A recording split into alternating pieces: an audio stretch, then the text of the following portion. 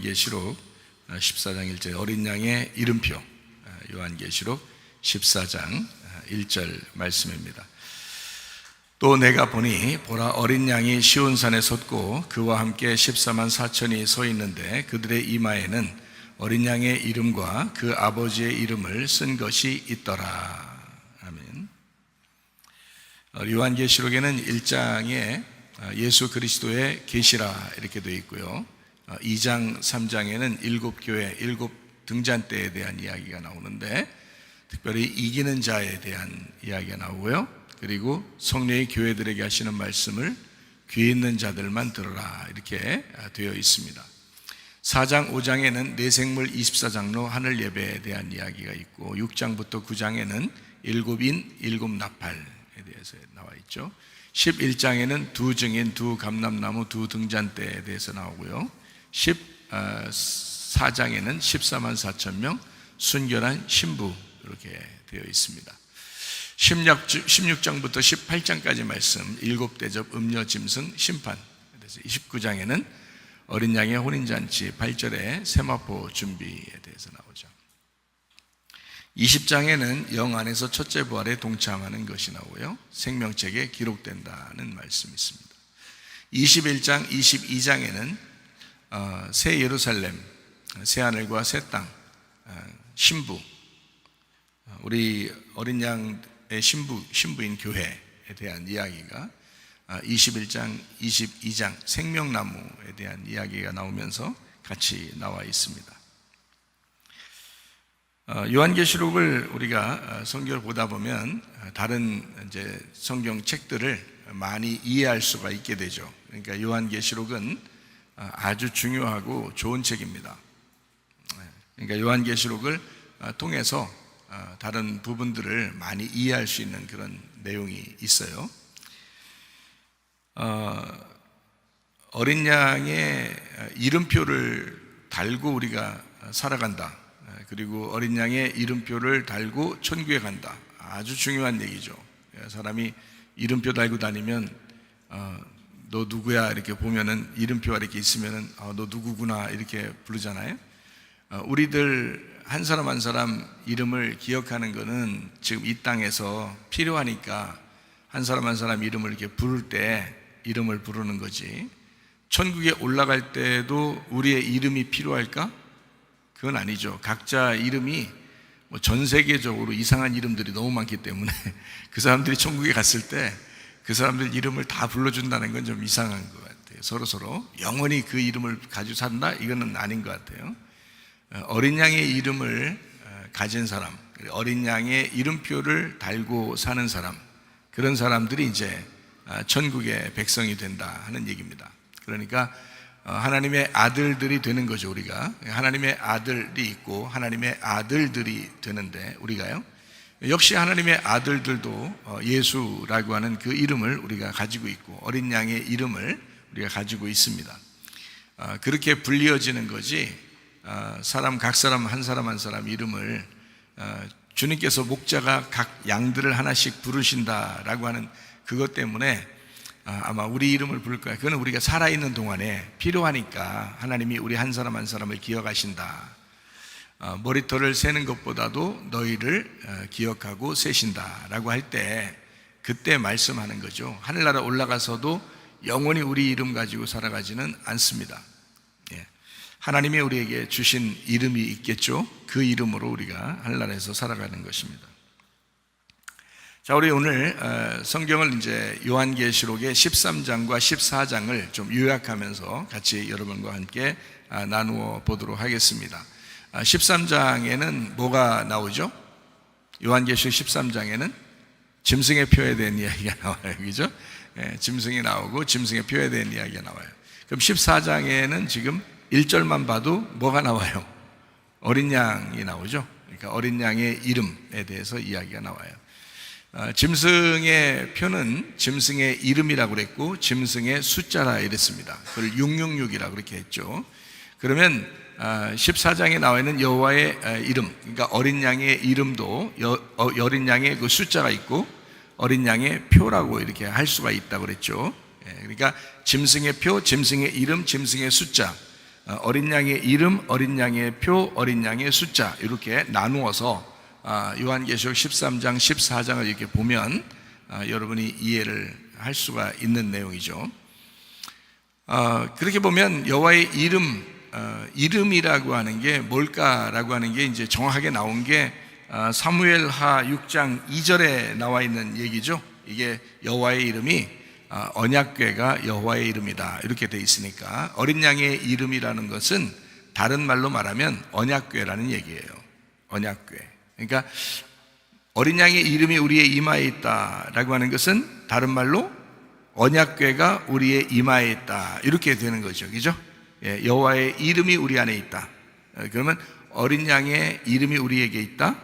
언약궤가 우리에게 있다. 이렇게 되는 거죠. 우리의 이마에 언약궤가 있다. 이렇게 되는 겁니다. 그 언약궤가 어린 양의 이름이고 어린 양의 표예요. 그러면 여러분은 뭘로 구원받는 거예요? 언약궤로 구원받는 것입니다. 그 언약궤가 뭐예요? 여호와의 이름이라 그랬죠. 그래서 이거를 신약에 보면 예수님이 자기 이름으로 기도하라 그랬죠. 자기 이름으로 기도하라고 하는 게 요한복음 14장에 나오는 13, 14절에 나오는 말이에요. 내 이름으로 무엇인지 구해라 이렇게 이야기했고요. 너희가 내 이름으로 구하면 다 이루어진다 이제 이런 얘기가 있습니다. 요한복음 16장의 23, 24절의 말씀에서도 너희가 내게 구할 때 내 이름으로 구해라 라는 이야기를 해요. 그럼 내 이름으로 구하라 그러면 다 이루어지겠다라고 하는 게 이제 내 이름으로 구하는 내용들이거든요. 그러면 내 이름이 뭐라고요? 어린 양의 이름이라고요. 어린 양의 이름이 뭐라고요? 언약궤라고요. 그럼 뭘로 구하라는 얘기예요? 언약궤로 구하라는 얘기예요. 전쟁에 나갈 때는 뭘 들고 나가야 된다는 거예요? 언약궤를 들고 나가요. 그러면 이겨요. 언약궤를 들고 나가면 전쟁에 나갈 때. 그럼 우리가 이 세상 사는 것은 사실 우리가 인생을 이렇게 사는 게 다 뭐예요? 전쟁이죠. 영적 전쟁입니다. 그럼 이 전쟁할 때 뭐가 우리에게 있어야 되는 거예요? 우리 이마에 어린 양의 이름. 그러면 승리하겠죠? 그게 바로 뭐예요? 언약궤. 언약궤가 우리에게 있으면 승리할 것이다. 근데 문제는 이제 뭐가 없어서 승리를 못하는 거예요? 언약궤가 없으니까 승리를 못하는 거예요. 그럼 언약궤가 있으면 승리하겠네요. 그러면 언약궤가 있으면 승리한다? 언약궤가 이긴다? 다른 말로 말하면 뭘까요? 구원받는다는 얘기입니다. 우리가요. 그러니까 언약궤, 어린 양의 이름으로 언약궤로 너희가 구원을 받는다. 그래서 이 영생한다는 게 너희가 하나님과 그 아들 예수 그리스도를 아는 게 영생이다. 이렇게 되어 있는 겁니다. 그러니까 우리가 감정적으로 오늘 막 열심히 한번 해보고 싶고 오늘 막 불받은 것 같아. 그렇다고 구원받은 게 아니란 말이에요. 구원은 반드시 감정이 아닙니다. 지적인 것이 와야 되는 거예요. 그래서 변함이 없는 거예요. 어린 양의 이름이라고 하는 언약궤가 들어와야 구원받아요. 그래서 지적인 거예요. 감정적인 게 아닙니다. 구원은 감정적으로 받으면 늘 변하죠, 인간은. 하나님도 감정으로 구원받게 하면은 늘 변하게 구원 받은 것 같다, 안 받은 것 같다, 자꾸 이래야 되죠. 근데 지적으로 구원받기 때문에 변함이 없는 거거든요. 그래서 너희가 그 이마에 어린 양의 이름이 있다라고 하는 것도 그런 의미예요. 지적인 구원, 이런 것을 의미하는 겁니다. 법궤가 완성됐기 때문에 너희가 내 이름으로 구하라, 그런 말이거든요. 요한복음 16장 24절에도 나와 있는 말인데, 지금까지 너희가 내 이름으로 아무것도 구하지 않았는데 구하라 그럼 받는 거야. 이게 왜? 다 이루어졌으니까 그런 거예요. 어떻게 다 이루어졌다는 거예요? 요한복음 19장 30절 말씀이죠. 다 이루었다. 예수님이 그랬어요. 그럼 다 이루었다는 말은 어디서 이루어졌다는 말이에요? 십자가에서 이루어졌다는 말이에요. 그러니까 우리는 무슨 근거를 가지고 어떤 이름으로 우리가 구해야 된다는 거예요? 예수님의 십자가, 예수님의 그 죽으심을 붙들고 기도해야 된다는 얘기입니다. 그것이 어린 양의 이름이니까 네 속에, 이마에 예수 그리스도의 십자가, 주의 죽으심이 네 이마에 있어야 된다는 거예요. 그래서 그 죽으심을 늘 생각하니까 우리도 죽으러 가는 거예요. 예수님의 제자들이 오순절날 성령 충만받고 나서 다 어떻게 됐다고 했어요? 다 순교당했다고 그랬죠. 그 사람들은 어린 양을 따라간 거예요. 어린 양이 이마에 있으니까 어떻게 해야 돼? 따라가는 거예요. 따라가서 다 죽는 겁니다. 교회 나오는 사람들이 좀 착각하는 게 뭐냐면 살려고 교회 나온다. 죽으려고 교회 나오는 게 아니고 살려고 교회 나온다. 이제 문제가 되죠. 성경하고 완전 반대입니다. 반대 생활하면 안 돼요. 죽으려고 교회 나와야 되는 것이고 죽은 사람이 교회 다니는 거예요. 그러니까 우리는 살아서 걸어 다닌다고 사는 게 아니고 죽은 사람을 하나님이 살았다고 그러는 거예요. 성경에. 자, 소경이 눈 감았죠. 소경이 눈 감으니까 뭐라고 그래요? 예수님께서 소경이 눈 감으니까 죄가 없다 그러잖아요. 그죠? 소경은 죄가 없느니라. 근데 눈 떴다고 너희들이 눈 떴다고 그러니까 바리새인들 너희들은 어떻게? 죄가 그대로 있느니라 그러잖아요. 요한복음 9장에 나오는 말씀이잖아요. 그러니까 이게 주님 무슨 말씀이냐면 너희가 죽었다 그러면 너희는 살아있는 자들이야 그 말이에요. 근데 너희가 자꾸 살려고 그러잖아. 살려고 교회 나오고 산 자들이 교회 나오고 이러니까 어떻게 재물이 되겠어요? 재물이 돼야 되는데 죽은 자만 재물이 될 텐데 재물이 안 된단 말이에요. 교회는 나오고 예배는 드렸는데 사실 자기 문화생활하는 거나 마찬가지예요. 교회 나오는 게 자기 어떤 문화생활을 즐기듯이 이렇게 안 나오면 좀 뭐 그렇고 나오면 뭔가 좀 떳떳한 느낌, 그러니까 느낌으로 구원받은 것 같은 느낌이죠. 느낌으로 오는 느낌. 그건 구원이 아니에요. 변함없는 지식이 있어야 됩니다. 말씀에 대한 지식. 그래서 말씀을 자꾸 깨닫게 해주고 말씀을 자꾸 알려주고 그러는 것은 영과 진리의 예배라고 그러는 거예요. 그래서 요한복음 4장에 나오는 영과 진리의 예배. 그렇게 예배를 드릴 때 하나님이 찾으시는 사람이 된다. 왜냐하면 그 재물을 찾는 거잖아요. 영과 진리의 예배를 찾는 거라 하나님이요. 그렇게 예배 드리는 것을 영적 예배, 진짜 예배다라고 이야기하는 것이죠. 그러니까 우리는 예수 그리스도가 죽으셨으니까 우리도 그 죽음을 따라간다. 이렇게 생각하시면 딱 맞는 겁니다.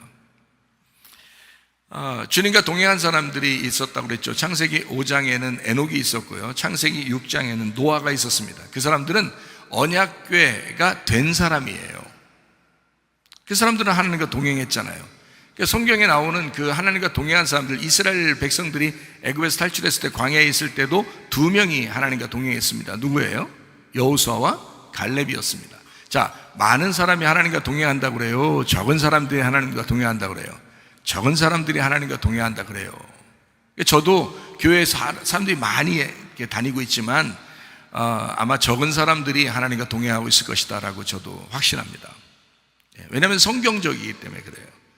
그러니까 본인들이 하나님과 동행한다라고 느껴지지 않는다면 본인들 문제예요. 저도 만약에 내가 하나님과 동행하는 것이 아닌 것 같다라고 느껴지면 내가 문제잖아요. 그러니까 내가 하나님과 동행하려고 저도 하여튼 하나님께 어쨌든 어린 양의 그 이름을 이마에 두고 자꾸 주님을 따라가려고 해야 되겠죠. 여러분도 마찬가지예요. 각자 자기들이 하나님과 동행하기 위해서 그 어린 양의 이름을 이마에 두고 그 주님을 자꾸 따라가셔야 합니다. 그래야 여러분이 사는 거예요. 저도 주님을 따라가야 저도 사는 거고. 그러니까 에녹이라는 사람과 노아라는 사람은 하나님과 보조를 맞춰서 그 말씀 앞에 가지도 않고 말씀 뒤에 가지도 않고 그 말씀과 함께 동행하였더라. 함께 걸어갔다라는 얘기예요. 함께 살아갔다는 말입니다. 함께 살아갔다. 여호수아와 갈렙도 그 광야 40년 동안에 하나님과 동행하였더라. 어떻게? 하나님과 보조를 맞춰서 그 말씀으로 살아갔다 그 말이에요. 그러니까 언약궤가 된 겁니다. 언약궤를 그냥 따라간 정도면 어떨 때는 자기가 안 따라갈 때도 있죠. 감정적이니까. 그런데 언약궤가 돼버리면 언약궤가 가는 곳이 자기가 가는 거고요. 언약궤가 서 있는 곳이 자기가 서 있는 거예요. 그러니까 언약궤가 하자 그러면 하는 거고요. 언약궤가 하지 말라 그러면 안 하는 겁니다. 그러니까 하나님의 뜻대로 살게 되는 거죠. 하나님이 하라면 하는 거고 하나님이 하지 말라면 안 하는 거고 이렇게 되는 거예요. 그러면 이제 그 언약궤가 된 사람이 되는 거죠. 근데 이거를 하루아침에 되는 게 아니라 계속해서 성장해 나가는 거거든요. 그러니까 여러분이 죽을 때까지 천국에 올라갈 때까지 계속 성장해 나가는 거예요. 어떨 때는 뭐 기분 나빠도 어떨 때는 억지로라도 계속 성장해 나가야 되는 거예요. 주님 만날 때까지는 계속 가야 됩니다. 어떻게 해요? 성경이 그렇게 되어 있는 걸. 한 번에 그냥 가나안 땅에 애굽에서 탁 출발해서 가나안 땅에 딱 도착하면 좋겠는데 성경이 그렇게 만들지 않았다고요. 애굽에서 홍해바다를 건너게 만들고, 그 다음에 광야에서 지나게 만들고, 그 다음에 요단강 건너게 만들고, 그 다음에 여리고성 무너지게 만들고, 그 다음에 가나안 땅 정복하게 만들고, 그렇게 해요. 거기서도 잘못하고 우상숭배하면은 다시 멸망시켜가지고 바벨론에 잡혀갔다가 또 거기서 하나님이 다시 또 세워서 다시 고국으로 돌아오게 만들고 이런단 말이에요. 예수님 이후 시대에는 또 이스라엘 백성들이 다 이제 세계 만방에 흩어졌다가 지금 다시 또 이스라엘로 돌아오고 있고, 이렇게 하나님은 심판하시고 다시 회복하시고 이렇게 하는 것을 반복해서 성경에 하고 있는데, 그게 우리 인생의 여정이기 때문에 그렇습니다. 그러니까 우리 어떻게 해요? 인생의 여정 가운데 늘 여러분과 저는 666을 선택할 거라고요. 뭐 666이 주변에 쫙 깔려 있는데 뭐 666 선택할 수밖에 없죠. 그런데 이제 그럼에도 불구하고 여러분이 교회를 찾아 나오는 것은 우리가 주님이 있구나, 어린 양이 계시구나, 내가 666을 내가 눈만 뜨면 666을 선택할 수밖에 없는데 666을, 그런데 우리 주님 따라가야지 하고 교회 나오시는 거거든요. 그래서 예배 드리는 거예요. 자꾸 그 말씀 듣는 거예요.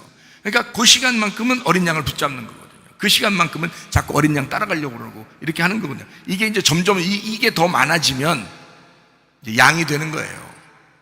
666이 점점점 많아지면요, 염소가 되는 거예요. 그러니까 세상에 있는 시간이 더 많고 여러분이 생각하는 게 더 세상적인 것이 많으면 그러면 이제 염소 되는 거예요. 그걸 염소라 그러는 거예요. 근데 어린 양이 우리 속에 있는 것이 더 많고, 어린 양의 생각이 더 많고, 주님의 뜻대로 살아가려고 하는 그 언약궤를 따라가려는 게 더 많으면, 그게 더 많아지면, 내 속에서 많아지면 그게 이제 양이 되었다 이러는 겁니다. 그러니까 그 선택은 누가 하는 거냐면 우리가 하는 거예요. 양과 염소는 우리 안에 있고, 내가 어디를 선택하고 살아갈 것이냐는 건 내가 선택하는 거거든요. 그러니까 빛을 선택할 거냐, 어둠을 선택할 거냐, 내가 교회를 선택할 거냐, 내가 세상을 선택할 거냐, 우리가 선택하는 거라고요. 선택하는 대로 거기에서 시간이 많이 보내면 보낼수록 자기가 이제 그 부분에서 더 많아지는 거거든요. 그쪽 부피가 더 많아지는 거예요. 그러면 이게 그런 사람이 되는 거거든요. 그러니까 사람의 그 시간이 생명인 거 아시죠, 여러분? 사람의 시간이 생명입니다. 그러니까 시간 참 아껴야 되는데요, 여러분의 그 살아간 그 시간만큼 여러분이 되는 거거든요. 그게 생명이에요, 생명. 그러니까 생명만큼 여러분이 되는 건데, 여러분이 그 살아간 그 시간이 사망이면 사망이 되고 있는 겁니다. 그러니까 염소가 되고 있는 거예요. 그런데 자기는 잘 몰라. 눈 뜨고 살아가는데, 눈 뜨고 살아가는 이게 사는 건 줄 아는 거니까. 근데 주님은 네가 눈 감았다라고 하는 거죠. 네가 진짜 눈 감았다는 걸 깨달으면 너 눈 뜨게 될 것이다, 이렇게 되는 거잖아요. 그러면 이제 내가 지금 죄인이구나, 내가 순전히 이렇게 살아갈 수밖에 없는 사람이었구나 라는 것을 깨달을 때, 그때 이제 자꾸 이쪽 주님과의 시간을 많이 보내는 거예요. 주님과의 시간을 많이 보내고 교회와의 시간을 많이 보내고 하다 보면 어떻게 돼요? 자기가 생명이 여기에 자꾸 여기서 저장이 되는 거거든요. 그러면 그 생명이 내 속에 저장이 커지면 커질수록 나는 그 생명의 사람이 되는 거란 말이에요. 그걸 양이라 그러는 거란 말이에요. 그러니까 양이 되느냐 염소가 되느냐 하는 것은 주님과 시간을 얼마나 보내고 있느냐 하는 것을 보면 하는 겁니다. 시간이 생명이니까 그 나의 생명을, 내 선택을 어디다가 집중했느냐 하는 거예요. 어디다 주었느냐 하는 거예요. 사망에 주었느냐 아니면 생명에게 주었느냐. 내 시간을 염소같이 살도록 주었느냐, 양처럼 살도록 주었느냐. 내 시간이라는 생명을 666에 투자했느냐 아니면 777에 투자했느냐. 이거는 우리가 하는 거거든요. 하루 종일 시간 직장 다니지 말라는 게 아니고 학교 다니지 말라는 게 아니잖아요. 가정생활 하지 말라는 게 아닙니다. 가정생활 하면서도 주님 생각해 보라는 거고요, 직장생활 하면서도 주님 생각해 보라는 거예요. 학교생활 하면서도 교회 생각해 보라는 거예요. 할 수 있습니다, 충분히요. 그러니까 교회 생각했다고 해서 성적 떨어지고 그런 거 아니고요, 교회 생각했다고 해서 부부가 관계가 안 좋아지고 이런 것도 아니고요, 더 좋아지면 좋아졌지. 교회 생각했다고 해서 직장에서 이렇게 낙오자가 되고 그런 거 아닙니다. 생각인데요, 생각. 우리의 생각인데요. 누가 알겠어요? 자기와 주님과의 관계인데. 이해가 되시나요? 자기와 그 주님과의 시간이거든요. 그게. 내가 지금 살아가고 있는 나의 생명, 나의 시간을 어디다 주겠느냐예요. 어린 양에게 투자하시기를 바랍니다. 이거 100% 성공하는 투자입니다. 어린 양에게 투자하는 거예요. 짐승에게 투자하면 안 됩니다. 그래서 짐승의 표라고 하는 게 요한계시록 13장에 17절, 18절의 말씀을 보니까 표를 가진 자, 이 표는 짐승의 이름이나 그 이름의 수가 된다. 지혜가 있으니까 총명한 자는 짐승의 수를 세봐라. 그게 666이라 라고 되어 있잖아요. 그러니까 짐승의 표가 짐승의 이름이고 짐승의 숫자다. 666이다. 이렇게 되어 있어요. 반대로 어린 양의 표는 어린 양의 이름이고 어린 양의 이름은 777 숫자가 된다. 이렇게 여러분에게 이야기를 했습니다. 자, 짐승의 표 666이 뭐라고 우리가 요약을 했죠? 짐승의 표가 뭐다 요약을 한 게 간단하게 두 글자로 육체라고 했습니다. 육체가 짐승의 표예요. 육신의 정욕, 안목의 정욕, 이생의 자랑. 갈라디아서 5장 19절부터 21절까지 말씀에는 육체가 뭐라고 나와 있냐면 자세하게 설명이 되어 있어요. 음행, 더러운 것, 호색, 우상숭배, 주술, 원수 맺는 것, 분쟁, 시기, 분냄, 당짓는 것, 분열함, 이단, 투기, 술취함, 방탕함, 뭐 이런 것들이 다 666이래요. 이게 다 육신의 것이랍니다. 육체가. 이런 사람은 어떻게 된다고요? 하나님 나라를 유업으로 받을 수가 없다. 이렇게 되어 있잖아요. 그러니까 666 짐승의 표 받으면 하나님 나라 못 간다고 되어 있잖아요. 이것이 하나님 나라 못 가는 그 내용들인데 그게 바로 뭐냐면 육체더라는 거예요. 육체의 열매. 그럼 어떻게 하면 천국 가겠어요? 갈라디아서 5장에 이어서 나오는 내용을 보면 알겠죠. 성령의 열매입니다. 성령의 열매를 우리가 하려고 노력해서 얻는 거예요? 아니면 성령의 열매 되시는 예수님 붙들면 되는 거예요?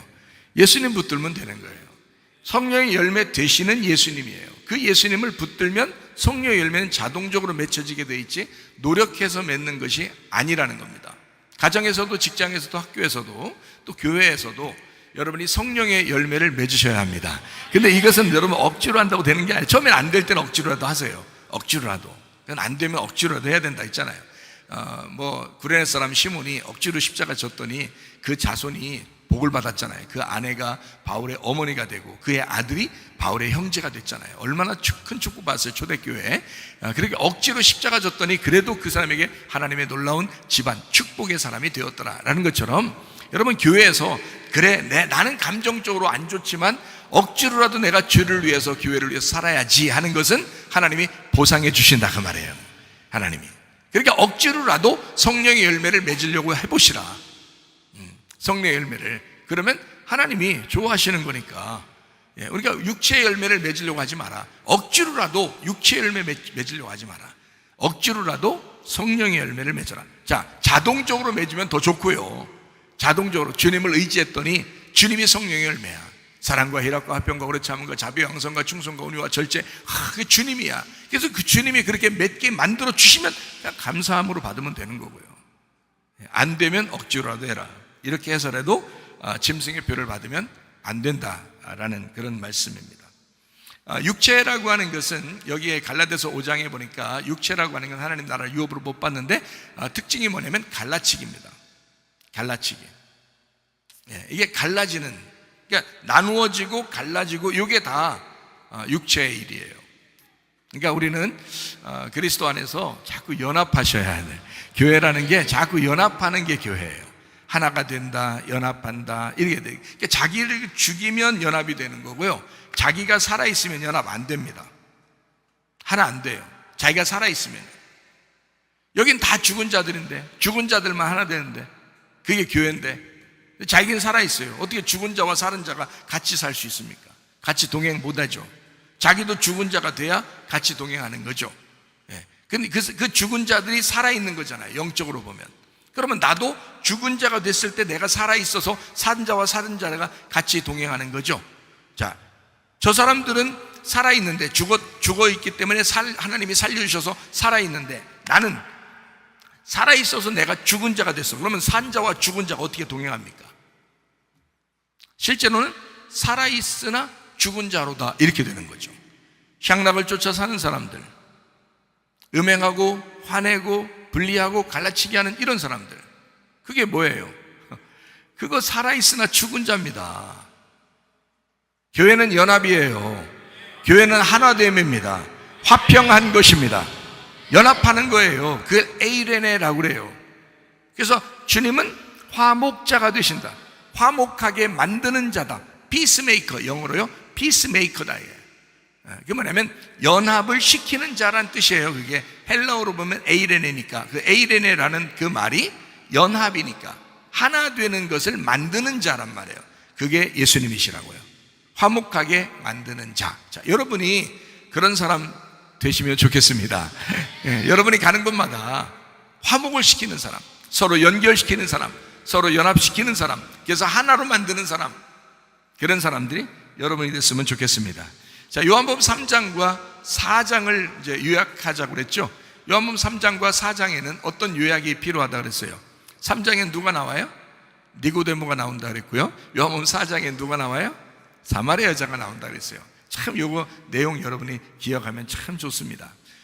니고데모라는 사람은 뭘로 산 사람이에요? 예, 율법으로 산 사람이에요. 그러니까 니고데모는 늘 율법으로 사는 사람이에요. 근데 이 사람은 율법으로 살기 때문에, 율법은 뭐냐면 특징이 뭐냐면요, 하나님 앞에 예수님을 찾아오고 하나님 앞에 이렇게 나오는 사람이에요.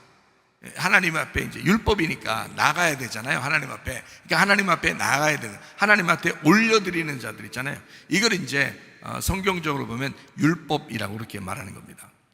은혜는 뭐예요? 은혜는요, 하나님이 우리한테 주는 거예요. 하나님이 우리한테 주고 하나님이 우리를 찾아오는 거예요. 예수님이 우리를 찾아오시는 거, 이걸 은혜라 그러는 거거든요. 그러니까 성경에 여러분 율법으로 구원받는다고 그래요? 은혜로 구원받는다고 그래요? 은혜로 구원받는다고 그래요. 이게 성경의 규칙이기 때문에 울타리라는 이 규칙만 딱 잡으면 요한복음 3장과 요한복음 4장이 딱 해석이 되는 거예요.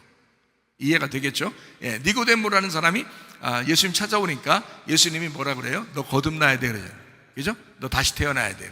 근데 사마리아 여자한테는 와가지고 뭐라 그래요? 예수님이 직접 자기가 먼저 찾아와가지고 어떻게 자기가 물 주러 왔다 그렇게 얘기하고요.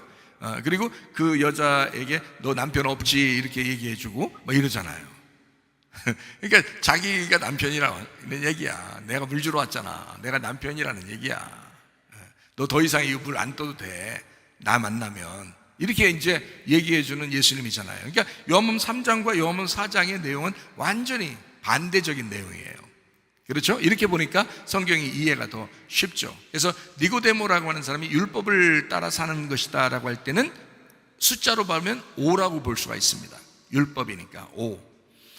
그런데 여섯 번째 남편을 가진 여자, 사마리아 여자가 666을 따르는 사람이에요. 이 사람이요. 666을 따르는 사람인데 예수님이라는 어린 양을 만났어요. 그러니까 이 사람이 666으로 계속 살아갈 수가 없게 된 거예요. 그러니까 이렇게 된 거예요. 자, 율법을 가지고 있던 사람은 다 떠났어요. 율법은 다 떠났어요. 사마리아 여자한테는 5명의 남편이 있었습니다. 그렇죠? 자, 다 떠났어요. 그리고 6번째 있는 남편이 있어요. 그게 누굴까요? 6번째 있는 남편이 그 사마리아 여자라고 했잖아요. 그 6번째 남편이 사마리아 여자라고요. 그게 세상이라는 여자라고요. 그게 야곱의 우물에 와서 물을 뜨는 여자, 그 여자가 6 남편째라고요. 그게 그러니까 5 남편이 이제까지 있었던 거를 니고데모라고 이제 얘기한다면, 율법이니까 율법의 남편이 떠나고 6번째 육신의 남편으로 살아가고 있다는 얘기예요. 육체의 남편으로 살아가고 있다. 그게 6이란 말이에요. 그러니까 6번째 남편, 그것도 네 남편이 아니야 라고 예수님이 요한복음 4장에 가르쳐 준 거예요. 예수님이. 그러니까 예수님은 분명히 자기를 만나야 된다라고 얘기하는 거죠. 그죠? 그래서 자기를 만난다는 것은, 예수님은 자기를 늘 어디에 가서 얘기할 때 자기는 안식일의 주인이라 그렇게 얘기를 해요. 자기는. 그리고 하나님이 안식을 주셨다 우리가. 그래서 안식해야 된다. 그래서 안식일 날만 되면 가서 어떻게 해? 사람들 눈도 뜨게 만들어주고 막 살려주고 그러잖아요. 안식. 왜냐면 예수님이 안식일이니까. 예수님이 어린 양이 안식일이란 말이에요. 7이니까 안식일이란 말이에요. 예, 창세기 1장에 보면 여섯째 날까지 창조를 하죠. 그리고 창세기 2장 1절 2절에 어떻게 해요? 안식일이 찾아오죠. 안식이 찾아온다고요. 그게 예수님이라고요. 그게 첫째 날이라고요. 그게 안식일이라는 7번째 날이 첫째 날이라고요. 일곱이라는 것은 완전하다, 완성됐다는 말입니다. 그게요, 일곱이라는 단어가. 그러니까 이게 완성된 빛이란 말이에요. 그 첫째란 말이에요. 첫째 날이나, 이게 어둠이 있는데 땅이 어두워졌는데 빛이 생겨서 빛이 첫째 날이야 할 때 그 빛이 와서 저녁이 되면 아침이 되니까 이거를 첫째 날이니라 라고 했는데, 그 첫째 날이니라는 걸 뭐라고, 히브리 말로 뭐라고요? 에하드, 하나야 라는 말이거든요. 첫째 날이라는 말은 첫 번째, 두 번째, 세 번째라는 단어가 아니에요. 이건 하나다라는 단어예요. 하나다. 하나, 둘, 셋 할 때 하나, 이럴 때 에하드예요. 그러니까 첫째 날은 하나예요. 빛은 하나라고요. 그 하나가 완성시키는 거거든요. 그래서 첫째 날이 일곱 번째 날이에요. 그러니까 첫째 날과 일곱 번째 날은 하나예요. 같은 거란 말이에요. 그게 예수님을 얘기하는 거거든요. 그래서 예수님이 자기를 안식일이야. 그날은 어떻게 돼? 소경이 눈을 뜨는 날이야 돼야 돼. 안진뱅이가 일어나는 날이 돼야 되는 거예요. 예. 누워있는 38년 된 병자가 일어나는 날이 돼야 되는 거예요. 그게 안식일 날이라고요. 그러니까 예수님은 자기를 안식일로 소개해요. 뭐 안식일 날이 뭐 숫자로 뭔가요? 숫자로 안식일 날이 7이죠. 그러니까 예수님은 자신을 뭐라고? 7이라고 소개하는 겁니다. 그러니까 일부러 요한복음 4장에 사마리아 여자한테는 어떻게? 너 남편 5이 있었지, 5를 얘기했죠. 율법을 얘기하는 겁니다. 그 다음에 여섯 번째 남편도, 지금 네 남편도 너가 남편으로 섬길 수 있는 남자가 아니야 라는 얘기죠. 그게 바로 너니까. 지금 있는 남편은 자기하고 하나가 돼 있잖아요. 5개는 떠났고, 그죠? 5은 떠났고 하나는 자기하고 같이 있잖아요. 이게 6이라고, 6. 그러니까 이 사마리아 여자는 지금 뭘로 살고 있었던 거예요? 6으로 살고 있었던 거죠. 그죠? 6으로 살고 있는 걸 예수님이 7이 오신 거예요. 안식일이라는 예수님이 7이 찾아오셨단 말이에요. 자, 오니까 이 여자가 예수님을 만나가지고 이제 더 큰 거를 바라는 거예요. 예수님을 7을 만났는데 그 이후 거를 물어보는 거예요. 자, 자기가 메시아를 만나면 나 예배 진짜 잘 드릴 수 있는데요 라고 얘기한 거예요. 예수님이 뭐라 그래요? 지금이 그런 때야. 그러면서 나를 만나잖아? 그러면 이렇게 되는 거야. 자, 영과 진리로 예배 드리는데 그게 바로 지금이야. 하나님이 그 사람들을 찾으실 거야. 그러면 내가 떠나도 하나님이 찾아오신다 이제 너한테. 그러니까 더 이상 네가 야곱의 우물에 자꾸 오지 않아도 하나님이 너 찾아다닐 거야. 이제까지는 집에서 5 남편 있을 때도 하나님이 안 찾아갔어요. 6번째 남편하고 같이 있을 때도 하나님이 안 찾아갔어요. 계속. 그래서 이 여자는 야곱의 우물에 찾으러 온 거거든요. 그래서 예수님을 만나고 난 다음에 예수님이 하는 말이 이제는 하나님이 너 찾아갈 거야 그러잖아요. 그게 예배라는 거거든요. 뭘로 찾아간다는 거예요? 성령으로. 그게 8이라는 말입니다.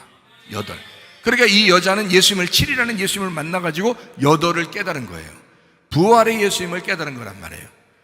그러니까 노아 홍수 때도 8명 구원받았잖아요. 예수님이 안식구 첫날 8번째 날 부활했잖아요. 그런 것처럼 이 여자도 8번째 날을 깨달은 거예요. 아, 부활이구나.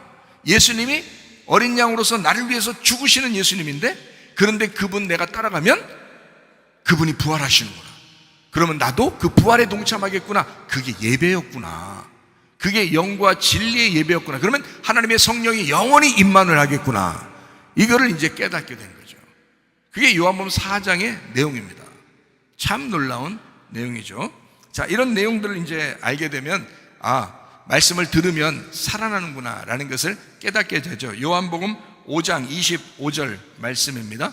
진실로 진실로 너에게 이르노니 죽은 자들이 하나님의 아들의 음성을 들을 때가 오나니 곧 이때라. 듣는 자는 살아나리라. 이렇게 되어 있습니다. 자, 죽었으니까 죽은 사람을 누가 일으켜줘야 되잖아요.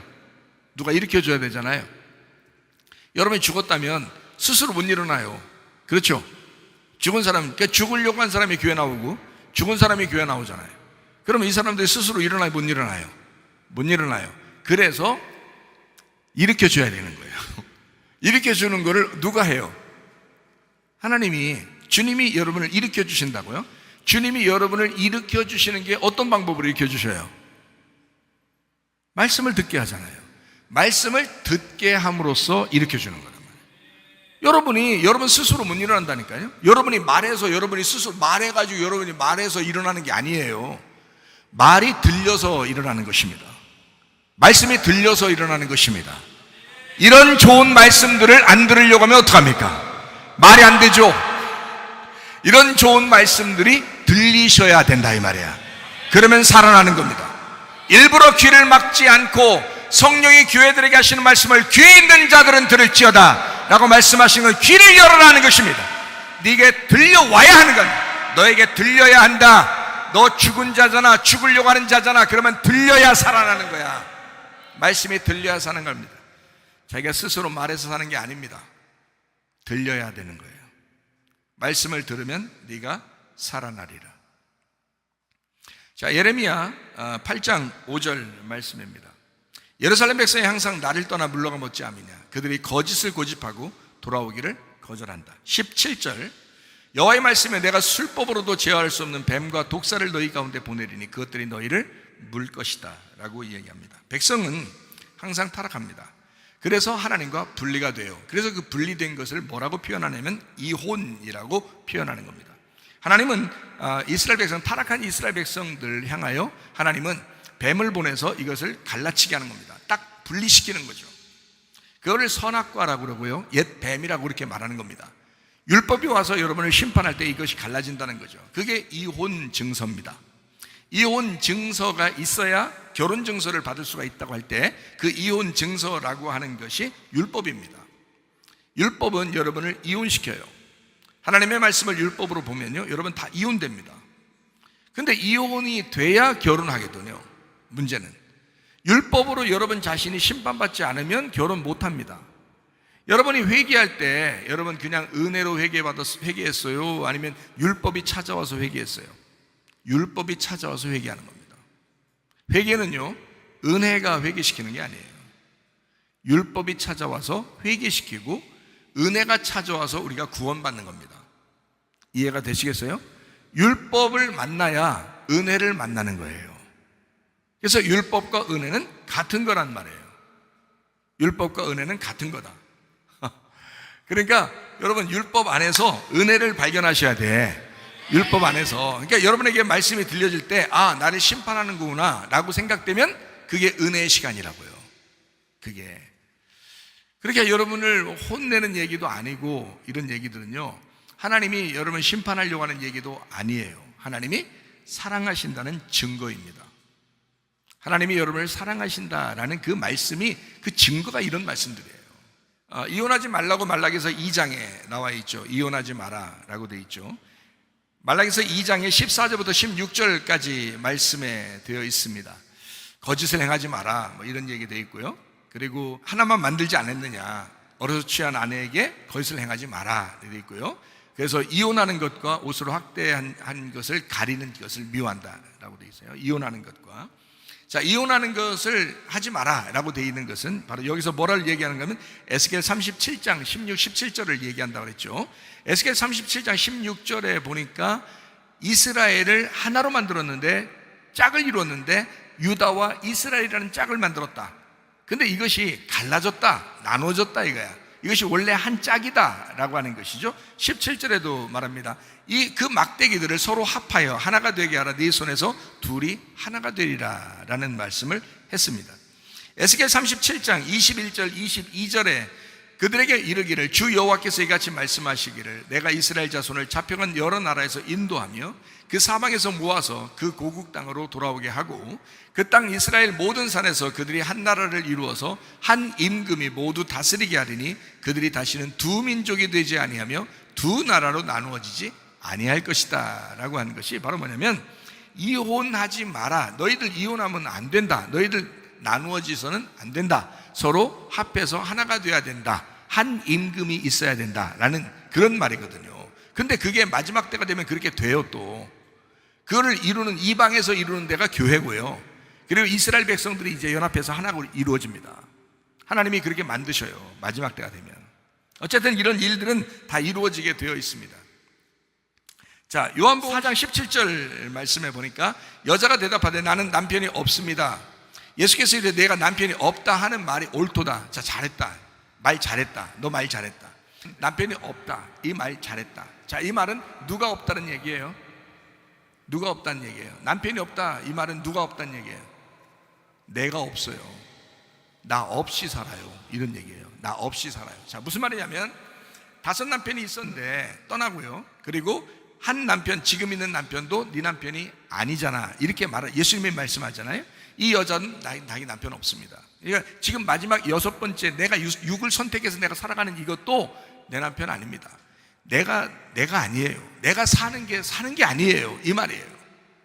그러니까 자기가 없는 거야. 자, 그러면 내가 사는 게 아니에요. 난 죽은 자예요. 나는 진짜 소경이에요. 나는 죄인이에요. 나는 아무것도 아니에요. 나는 아무것도 없어요. 자, 이러면 예수님이 가장 좋아하시는 단어죠, 그게. 하나님이 가장 좋아하는 말이거든요, 그 말이. 나 죄인이에요. 나 아무것도 못해요. 나 소경이에요. 이런 거 가장 좋아하는 말이에요. 이 여자가 그런 얘기 했다고요. 그러니까 예수님이 옳거니 내가 여기 있잖아. 내가 너에게 생수 주러 왔어. 그렇게 되는 것입니다. 자, 이혼 증서를 갖게 되고 이혼했다는 것을 확실하게 하게 되면 결혼 증서를 준다 그랬잖아요. 이게 어디에 나온다고요? 신명기 24장 1절부터 4절에 나와 있는 말씀이죠. 아내를 맞이해 데려온 후에 수치가 되는 일이 있음을 발견하고 이혼 증서를 써서 자기 집에서 내보내고요. 그다음에 그 여자 집에서 나가서 다른 사람의 아내가 되는데 둘째 남편도 미워해가지고 이혼 증서 써서 다른 사람에게 내보냈다고 치면 그래도 그 남편이 죽었다고 하자 이 말이야. 그런데 24장 4절 보니까 전 남편에게 가지 말아야 돼. 그러니까 2번째 남편으로 끝내라는 얘기예요. 여러분, 2번째 남편이 누구십니까? 예수님이셔요. 첫 번째 남편이 누구예요? 나예요. 첫 번째 남편이 나예요. 이 땅에서 얻는 남편일 수도 있지만 나라고요. 사마리아 여자가 5 남편이 있었고 6번째 남편이 내 남편 아닙니다 할 때 그 여섯을 뭐라고 표현했다고요? 자기라고 표현한 거라고. 나 없어요 이 말이에요. 나 눈 감았어요. 나 죽은 자예요. 그래 예수님이 살려줘야죠. 죽은 자는 스스로 못 살아니까. 그러니까 예수님이 살려줘야 되잖아요. 그거예요 바로. 여러분, 이혼 증서, 나 이혼했어요. 나 첫째 남편하고 이혼했어요. 다른 말로 말하면 누구하고 이혼했단 말이에요? 나하고 이혼했어요. 나하고 이혼했어요. 나 끝장났어요. 나 하나님하고 이혼됐었어요. 나 끝장났어요. 나 율법으로 보면 나 이혼했어요. 나 율법으로 보면 나 버림당했어요. 나 율법으로 보면 소경이에요. 율법으로 보면 죄인이에요. 나는 죽은 자예요. 라게 이혼증서라고. 이혼증서. 그러면 2번째 남편이 찾아오신다고요. 그게 누구냐면 어린 양 대신 예수님이야. 내가 대신 죽을게. 내가 대신 죽을게 해서 찾아오는 게 어린 양 예수님이에요. 그 2번째 남편이 와서 그가 죽었다 하자, 그 의뢰가 죽었다 하자, 그 예수님이 어린 양으로 오셔서 나를 위해서 죽으셨다 하자, 율법으로 다시 돌아갈 수가 없다 이 말이야. 전 남편에게 다시 갈 수 없다 이 말이야. 너 다시 심판받을 수 없다 이 말이야. 너 이혼 증서 이미 거기서 끝냈기 때문에, 너 이미 죽었기 때문에 다시 죽을 수 없다 이 말이야. 무슨 말인지 아시겠죠? 2번째 남편이, 너를 위해 죽은 그 남편이 마지막 남편이 될 거야. 마지막 영원한 남편이 될 거야. 그게 고린도전서 15장 45절의 말씀입니다. 기록된 바 첫사람 아담은 생명이 되었다함과 같이 마지막 아담은 살려주는 영이 되었다. 이렇게 되어 있습니다. 자, 어때요? 이 말씀을 보니까 요한복음 3장과 4장에 대한 이야기가 굉장히 고차원적인 이야기였구나라는 것을 알 수가 있고, 이것이 어디하고 연결된다? 요한계시록 13장과 14장하고 연결되는 말씀이었구나라는 것을 알게 되었죠. 요한계시록 13장에는 짐승의 표 666이 나오고요. 그리고 요한계시록 14장에는 어린 양의 이름, 어린 양의 표 777이 나오는 것입니다. 자, 예레미야 8장 17절 말씀이요. 여호와의 말씀에 내가 술법으로도 제어할 수 없는 뱀과 독사를 너희 가운데 보내리니, 자, 너희를 물 것이다. 자, 물려야 돼요? 안 물려야 돼요? 물려야 돼요. 자, 불뱀에 물린 자들만 노뱀을 쳐다보면 살게 돼요. 이해가 되겠죠? 불뱀에 안 물렸으면 노뱀을 쳐다볼 이유가 없어요. 근데 노뱀으로 오신 분이 바로 누구예요? 요한복음 3장에 예수님이셔요. 뱀으로 들려서 오신 분이에요. 예수님이요. 그 노뱀으로 오신 예수님을 쳐다보는 사람은 누구만 쳐다볼 수 있어요? 뱀에 물린 자들만 쳐다볼 수 있는 거예요. 그래서 불뱀에 물린 자들만 노뱀을 쳐다볼 수 있으니 여러분과 제가 하나님이 제공하신 불뱀에 물리셔야 된다 그 말이야. 그러면 심판을 받는다. 그러면 죽는 자가 된다. 이해가 되겠어요? 그러면 율법에 의하여 두들겨 맞는 자가 된다는 거죠. 그러면 은혜가 찾아오신다는 겁니다. 사마리아 여자는 더 이상 자기 남편이 없었어요. 다 무너져 내린 여자였습니다. 죽은 여자였습니다. 남편이 없다고 했습니다. 근데 그 여자는 아무것도 없는 그 죽은 여자니까 자기가 스스로 살아날 수 없어요. 예수님이 찾아가기 전까지는. 그래서 예수님은 찾아가셨다, 그 여자를. 참 놀라운 얘기죠. 여러분과 제가 어떻게 하면 주님이 찾아오시는 사람이 될 것인가를 아시겠죠? 내가 찾아가려고 한다고 찾아지는 게 아니에요. 예수님이 찾아오셔야 되는데 어떻게 한 사람을 찾아오신다? 죽은 자를 찾아오신다. 진짜 처절한 자를 찾아오신다. 그렇게 회개로 하나님 앞에 율법으로 두들겨 맞고 회개하는 자를 주님이 찾아오신다. 불뱀에 물려 죽은 자를 찾아오신다. 그게 노뱀 되시는 예수님이에요. 자, 뱀이 막 쫓아와요. 뱀을 쫓아내야 돼? 안 쫓아내야 돼? 쫓아내야 돼. 근데 뱀에 유혹당하면 안 되지. 뱀에 유혹당해서 넘어질 수 있죠. 그렇게 넘어져서 계속 넘어지고 계속 시험 들으라는 얘기가 아니에요. 죽어버리라 그런 거지. 제가 말하는 불뱀은 죽어버리라 그런 거지. 뱀이 계속 그 다음에 찾아와 안 찾아와요? 찾아온다니까요. 찾아올 때마다 넘어지면 어떻게 한다는 얘기예요? 어떻게 하자는 얘기예요 도대체가? 찾아올 때마다 넘어지면 시험이잖아요. 이거는 유혹이고 시험이라고요. 그거는 걸려 넘어져서는 안 됩니다. 시험 당할 즈음에 어떻게 한다고요? 우리를 시험 당할 즈음에 피할 길도 내주시는 것이 우리 하나님이시다. 그러니까 뱀이 찾아올 때 이 뱀을 쫓아낼 수 있는 사람이 돼야죠. 그러니까 하와를 잘 생각해 보세요.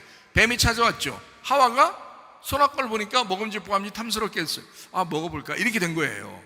우리 하와를 잘 생각하는 사람이 유혹에 넘어진 게 뱀에게 유혹 넘어진 게 하와였구나. 우리의 조상인 여자 하와였구나 라고 생각된다면 여러분과 제가 날마다 넘어져야 되겠냐고요. 우리는 마지막 아담 대신 예수님을 붙드는 사람이잖아. 어린 양의 이름을 이마에 넣고 사는 사람들이잖아요. 어린 양을 따라가 그 죽음 안에서 살아가는 사람이잖아요. 그런데 어떻게 계속 뱀에게 넘어집니까? 어떻게 뱀의 유혹에 매일 넘어집니까? 말이 안 된다는 거죠. 자, 여러분과 제가 승리하셔야 합니다. 우리 남편 대신 예수님을 굳게 붙드시기를 바랍니다. 예수님을 굳게 붙들면요 승리할 수 있습니다. 유혹 안 당할 수 있습니다. 유혹 당할 수 있는데 이길 수 있습니다. 자, 짐승의 표라고 하는 것은 666 육체라고 그럽니다. 이것을 율법이 우리를 정죄한다라고 하고요. 이걸 여섯 남편이라고 그렇게 말하는 겁니다. 자, 이해가 되겠죠? 그래서 이거를 여섯 남편을 만나 그리고 율법 안에서 말씀을 듣게 되면요 이것이 찢어져요. 그걸 이혼이라 그렇게 말한다. 다 연결된 말입니다. 666이 그 이혼된 이 여자, 죽을 수밖에 없는 그 여자를 음녀라 그럽니다. 음녀. 그래서 사마리아 여자가 사실은 누구냐면 음녀예요. 여섯 남편을 가진 음녀라고요. 사마리아 여자가. 근데 그 음녀를 주님이 찾아오신다고요. 찾아와서 어린 양의 이름을 줘버리면 신부가 되는 겁니다. 어린 양의 이름을 주면. 자, 어린 양의 이름을 여러분에게, 자, 말씀으로 여러분에게 계속 줘요. 말씀으로 어린 양의 이름을 주는데 어린 양의 이름을 가지면 14만 4천 명이 되고 하나님의 백성이 되고 살아나는 사람입니다. 하나님의 말씀을 들으면 너희가 살아난다라고 되어 있는, 어린 양의 이름을 받으면 여러분이 살아나는 사람이 되는데, 만약에 여러분 어린 양의 이름을 안 받으면 어떻게 돼요? 말씀을 안 받으면 어떻게 돼요? 음녀죠. 음녀. 짐승의 표를 받은 음녀가 되는 것입니다. 그러니까 음녀가 어디에 있는 거예요? 음녀가 어디 밖에 어디 돌아다녀요? 교회에 있는 거예요. 음녀는 성경을 아는 사람들, 성경의 말씀을 듣는 사람들 중에서 있는 겁니다. 그러니까 성경 말씀을 듣고 그냥 멸망하는 사람 되지 말고 성경 말씀을 듣되 어린 양의 이름을 새기라 이 말이야. 그러면 음녀에서 벗어날 수 있죠. 그러면 신부가 되는 거예요. 신부되라고 성경에 우리가 뭐 가르쳐 주는 거지. 그래서 음녀는 미련한 것입니다. 음녀는. 미련한 것을 살쪘다라고 해요. 그걸 부자다 이렇게 표현하는 거예요. 심령이 부요하다라고 마태복음 5장에는 말하는 것이고요, 누가복음 16장에는 부자와 거지 나사로에 대한 이야기를 할 때 그 부자를 미련한 것이다, 살쪘다, 부자다, 심령이 부요하다, 교만하다 이렇게 표현하는 겁니다. 거만하다, 교만하다. 부자와 거지 나사로, 그 거지 나사로는 심령이 가난하다, 소경이다, 죽은 자이다. 그랬더니 죽어서 어떻게 아브라함의 품에 들어가는 자이다, 아무것도 없는 자이다, 심령이 가난한 자이다. 겸손한 사람이다, 교만한 사람이 아니고 겸손한 사람이다. 자, 미련하지 아니하고 비대하지 아니하고 아주 지혜로운 사람이다, 이런 얘기죠. 그러니까 부자와 거지 나사로 이렇게 나누어서 미련한 거냐 지혜로운 거냐 이렇게 나누는 거죠. 여러분이 심령이 부요하고 교만하고 거만하고 이런 사람이 있잖아요. 그러면 잘난 체 한다고 아무도 안 알아줍니다. 여러분, 우리 교회에서는요, 미련한 거예요. 지혜로운 사람은 겸손한 거예요. 겸손하고 자기 자신을 낮추는 겁니다. 지혜로운 사람은 자기를 자꾸 죽이는 거예요. 다른 사람이 알아주지 않아도 어린 양의 이름이 내 이마에 있으면 되는 거예요. 주님이 알아주시면 되는 거예요. 사람에게 막 잘 보이려고 막 괜히 성격 이상해서 사람들에게 잘 보이려고 어릴 때부터 잘못 자라나서 애정결 비비싸고 사람들 잘 보이려고 이렇게 안 해도 되셔요. 겸손하면 됩니다. 그러면 하나님이 알아주셔요. 하나님이 알아주시면, 주시기 시작하면 어느 날 사람들도 알아주게 돼요. 그러면 되는 거예요. 교만하면 안 돼요. 우리 교회에서는 교만하시면 안 됩니다. 비대하고 부유하고 이래서는 안 됩니다. 겸손하셔야 돼요. 심령이 가난한 사람들이 되셔야 돼요. 그러니까 부자와 거지 나사로에서 거지 나사로가 되셔야 돼요. 물건 다 없애버리고 거지 되라 이런 말이 아닙니다. 심령이 가난해져라, 그런 의미죠. 그러니까 지혜로운 사람이 되라, 그런 말입니다. 성경에 이제 우리가 미련하다, 또 지혜롭다, 이것을 우리가 조금 더 살펴보면 짐승의 표 666이라고 하는 게요, 미련한 겁니다. 사람들이 깨닫지 못하면 미련해진다, 이런 말씀이 또 있죠. 그러니까 미련한 사람은 지식이 없어서 죽는 겁니다. 잠언서 10장 21절 말씀이에요. 의인의 입술은 여러 사람을 교육하지만 미련한 사람은 지식이 없어서 죽는다 했고요. 잠언 17장 24절 보니까 미련한 사람은 소망이 땅에 있다 그랬어요. 소망을 땅에 두는 사람이 미련한 사람이다. 여러분 소망은 하늘에 있죠? 여러분 소망이 교회에 있죠? 여러분 소망이 하늘에 있죠? 그 좋은 겁니다. 여러분 소망이 땅에 있으면 미련한 사람이에요. 그러니까 미련한 사람이 지식이 없어 죽는다고 잠언 10장 21절에 말할 때 이거를 에빌이라고 그래요. 이게 에빌, 이게 괴팍한 어리석은 바보라 이렇게 말했죠. 잠언 17장 24절에 미련한 사람이 소망을 땅에 둔다라고 할 때 그 미련한 사람은 캐실이라고 그래요. 살찐 미련한 바보입니다. 자, 두 개 합해서 다 바보예요. 둘 다 합해서 다 바보예요. 이래도 바보 저래도 바보야. 자, 그러니까 미련한 사람에 대한 이야기를 우리가 이제 생각해 보면, 우리가 안 되겠다, 지혜로운 사람하고 동행해야 되겠다, 지혜로운 자와 동행하면 지혜를 얻는다 그랬으니까, 자, 잠언 13장 20절 말씀해 보니까 지혜로운 자와 동행하면 지혜를 얻고 미련한 자와 사귀면 해를 받는다 그랬습니다. 그 동행한다는 게 할라크라고 했어요. 할라크, 예라크, 이게 함께 걷는다라는 말이고요. 좋아하는 것 같이 좋아하고 싫어하는 것 같이 싫어하는 그런 거죠. 우리 주님과 함께 동행한다는 게 바로 이런 것입니다. 에녹과 노아라는 사람이 주님과 동행했죠. 그렇게 사는 사람들이 되셔야 합니다. 예레미야 6장 10절 말씀이에요. 자, 누구에게 말하며 누구에게 경책하여 듣게 할고, 보라 그 귀가 할례받지 못하였으므로 듣지 못하는도다. 보라 여호와의 말씀을 그들이 자신들에게 욕으로 여기고 이를 즐겨하지 아니한다라고 되어 있습니다. 다시 말하면 듣기 좋은 말만 듣기 좋아한다, 그런 뜻이에요. 듣기 싫어하는 말 듣기 싫어해요. 그게 어떤 사람은 미련한 사람이기 때문에 그렇습니다. 미련한 사람은요, 자기 칭찬해 줘야만 좋아해요. 오히려 좀 경책하고 책망하고 그러면요 좋아해야 되거든요. 감사하게 생각해야 되거든요. 근데 안 그래요. 아주 귀 살살 긁어주는 것만 좋아해요. 근데 그게 이사야서에서 나와요. 이사야 30장 9절부터 11절까지 말씀해 보니까 대저희는 패역한 백성이요 거짓말하는 자식들이요 여호와의 법을 듣기 싫어하는 자식들이다. 선견자들에게 이르기를 선견하지 마라. 선자에게 이르기를 우리 바른 것을 보이지 마라. 부드러운 말을 해라. 거짓 것을 버려라. 바른 길을 버리며 첩경에서 돌이켜라. 이스라엘 거룩하신 일을 우리 앞에서 떠나시게 하라. 이렇게 말합니다. 그러니까 그런 사람들이 있다는 거예요. 부드럽게 얘기해달라. 올바른 얘기하지 마라. 좋은 얘기만 해달라. 뭐 이런 얘기죠. 이게 뭐냐면 짐승의 표를 받아서 그래요. 육체적인 사람이라. 갈라디아서 5장에 나오는 그 육체의 사람, 하나님 나라를 유업으로 받지 못하는 사람들이기 때문에. 그래서 미련한 사람이니까 자기가 구분을 하지 못하고 자기 듣기 좋은 것만 듣기 원한다 이 말이죠. 자, 예레미야 17장 9절 말씀에 보겠습니다. 만물보다 거짓되고 심히 부패한 것은 마음이라 누가 능히 이를 알겠느냐. 참 사람 마음이요 간사하고 부패했습니다. 제가 참 사람들이 이렇게 많이 만나보니까 그런 사람들이 참 많더라고요. 그렇구나. 예레미야 17장 10절 말씀입니다. 여호와는 심장을 살피며 폐부를 시험하고 각각 그의 행위와 그의 행실대로 보응한다. 너 생각한 대로 너 행위와 행실의 결과대로 너에게 심판할 거야. 반드시. 여러분 자기 행한 대로 다 심판받게 된다. 그럼에도 불구하고 하나님은 사랑이신데 우리가 미련한 사람이 되지 말고 지혜로운 사람들이 돼서, 지혜로운 사람들이 되면 우리가 육체의 삶을 살지 않겠죠. 영적인 삶을 살려고 자꾸 하겠죠. 여러분이 스스로 지혜로운 사람이 되면 또 지혜로운 사람이 옆에 같이 붙을 거예요. 같이. 그래서 우리 교회가 지혜로운 사람들이 많으셔야 돼요. 시험이 왜 안 오겠어요? 시험 오죠. 근데 고린도전서 10장 13절 말씀해 보니까 시험은 올 수 있는데 그 시험에 피할 길을 내주신다는 거예요.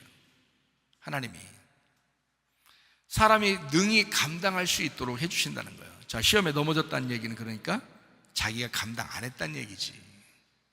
생각해 보세요. 그게 어떻게 지혜로운 사람이에요? 미련한 사람이지. 시험이 올 수 있어요. 기분 나쁠 수 있어요. 화날 수도 있어요. 가정에서나 직장에서나 교회에서나 학교에서나 다 있을 수 있어요. 그런데 넘어지면 미련한 사람이다. 넘어지면. 말씀을 듣는 이외에 피할 길이 어디 있습니까? 잘 생각해 보세요. 말씀을 듣고 피하는 겁니다. 넋놓고 있다가 그냥 다 넘어져요. 다 넋놓고 있어 넘어진 거야. 자기가 넘어졌다 그러면 나 왜 이렇게 시험 들었지? 그러면 자랑할 거 하나도 없어요. 넋놓고 있어서 그런 거예요. 말씀 들으면 다시 회복됩니다. 말씀 들으면 회복될 수 있어요. 그거 그렇게 살자는 거 아니에요. 하나님은요 심판의 율법을 자주 언급하시죠. 성경에서. 그게 나쁜 게 아니에요. 그게 하나님이 사랑이라는 증거란 말이에요. 호세아 6장 1절 말씀입니다. 오라 우리가 여호와께로 돌아가자. 여호와께서 우리를 찢으셨으나 도로 낫게 하실 것이요 우리를 치셨으나 싸매어 주실 것이다. 다시 말하면 하나님은 심판하시고 수술하시고 보듬어 안아주신다.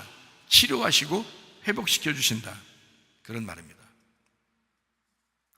자녀가 아프면 너 아프냐? 나도 아프다. 너 아플 거야. 좀 아파봐. 이런 식으로 넘어가는 사람이 있어요. 아프면 해결해 주려고 그러죠. 자네의 영혼이 아프다면요 자네의 영혼을 위해서 해결해 주려고 하지 않겠습니까? 하나님도 우리를 보실 때 하나님의 자녀들이 뭔가 영혼이 잘못됐으면 하나님이 수술해 주고 싶어 하지 않겠냐 이거야. 어떻게든지 그걸 회복시켜 주고 싶지 않겠냐 이거예요. 그게 하나님의 율법이라는 거죠. 그 율법 안에서 은혜가 있다는 겁니다. 자녀가 불구덩이에 들어가는데도 그냥 가만히 두고 볼 부모가 어디 있어요? 하나님도 마찬가지예요. 우리를 그 심판의 자리에서 하나님은 세상을 사랑하지만 다 구원하지 못하잖아요. 다 구원받지 못하잖아요. 자기가 선택하는 거에 따라서 한날에 오는 거거든요. 육체를 선택할 것이냐 아니면 영을 선택할 것이냐. 육체의 사람은 하나님 나라에 갈 수 없거든요. 그 짐승의 표를 받고 살면 하나님 나라 못 가거든요. 그러니까 하나님은 사랑하시지만 너 다 구원받는 건 아니야. 그러니까 하나님을 선택해야 돼 라고 계속 책망하시는 겁니다. 그걸 사랑이라는 거죠. 하나님의 아버지의 마음, 하나님 아버지의 마음. 너무 늦기 전에 하나님 아버지의 마음을 이해하시길 바랍니다. 여러분과 제가 이 세상 사는데 주님 영원히 이 세상에 있는 게 아니에요. 여러분의 인생의 끝도 올 것이고 이 세상의 종말도 올 것입니다. 그때 여러분이 하나님 아버지의 마음을 잘 깨달아. 하나님 아버지가 우리를 사랑하신다. 결국 나를 낫게 하실 것이다. 결국 나를 치료하실 것이다. 그러려고 우리에게 말씀하신 것이다 라고 여러분 그 말씀을 깨닫고, 아, 주님, 제가 주님께 돌아옵니다. 내가 영의 복음을 깨닫고 주님 앞에 돌아옵니다. 요한계시록 14장 1절에 있는 말씀처럼 어린 양의 이름표를 달고 내가 살기를 소원합니다. 어린 양의 이름표를 달고 내가 천국 가기를 소원합니다. 우리의 가정도 어린 양의 이름표가 있게 하옵소서 기도합니다. 우리 하나님 아버지의 사랑과 은혜를 감사를 드립니다. 하나님 아버지, 우리가 어린 양의 이름표 달고 주님을 만나게 도와 주시옵소서. 우리의 평생에 하나님 영의 사람으로 살다가 주님 만나게 도와 주시옵소서. 비염은 떠나갈지어다, 아토피 떠나갈지어다, 위장병 떠나갈지어다, 어지럼증 사라질지어다, 두통은 사라질지어다, 류마티스 관절염 떠나갈지어다, 어깨 통증 사라질지어다, 허리 디스크, 목 디스크 떠나갈지어다, 심장병 온전해질지어다, 각종 종양 암도리 떠나갈지어다, 감기 몸살 온전해질지어다, 협착증 사라질지어다, 건선피부 온전해질지어다, 이명은 사라질지어다, 자가면역 질환 온전해질지어다, 식도염 사라질지어다, 유리결석 떠나갈지어다, 전립선 온전해질지어다, 우울증, 불면증 환자의 트로mb란 초조 다 떠나갈지어다, 음란, 거짓, 도둑질, 미움, 욕심병 다 떠나갈지어다, 아까 토론 귀신들아 질병 가지고 떠나갈지어다. 건강하게 도와 주옵소서. 영과 몸이 건강히 하나님 앞에 귀하게 쓰임받다가 주님 나라 갈 수 있도록 인도해 주시옵소서. 우리 하나님 아버지여, 어린 양의 이름표를 달고 하나님 주님과 동행하다가 주님 만나게 하옵소서. 예수님 존귀하신 이름 받들어 기도 올리옵나이다. 아멘. 주님 감사합니다. 우리 하나님 아버지.